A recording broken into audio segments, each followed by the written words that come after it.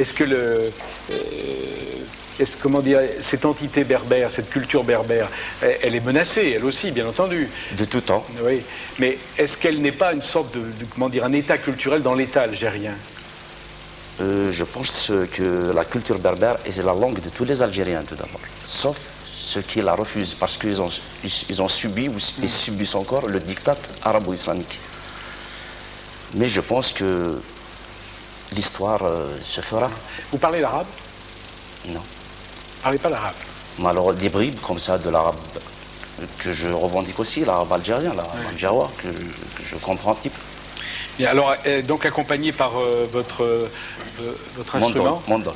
Qui s'appelle un mandol. Un mandol. Donc je me sens bien dans cet élément. Alors qu'est-ce qu'elle dit cette chanson en gros? C'est un homme, un personnage qui est confronté avec son destin, devant sa propre déchéance, dans un pays en rupture avec ses valeurs fondamentales. Je vous écoute. Merci.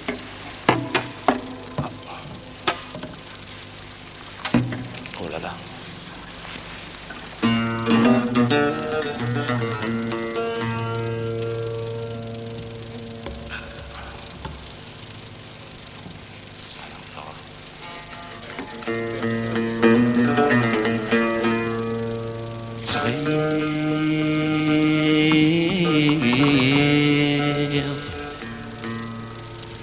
صغير تجران الليل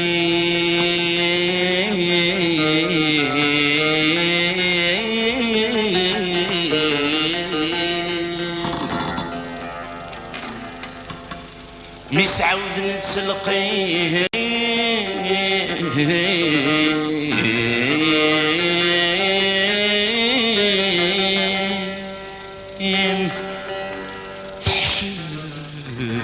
ثغرتي صغار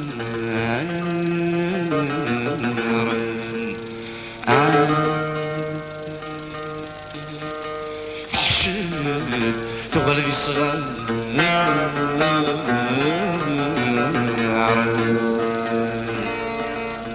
سمح فيه يا الحبيب خص تسوبنا الرياح عرق الشمال زين هذيني غير نجر ضرواح تتشايف قبيليتي ومدنكيتي جل اسمع تتشايف قبيليتي ومدنكيتي جل اسمع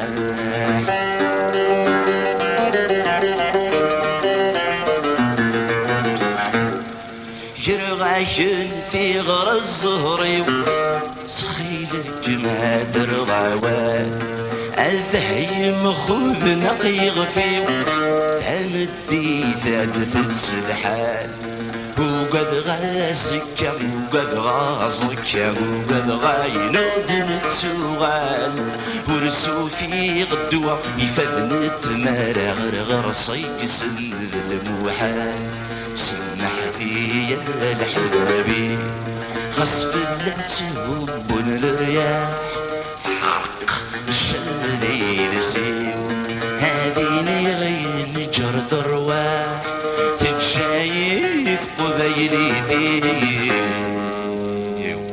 ما ذنكتي جن لسمح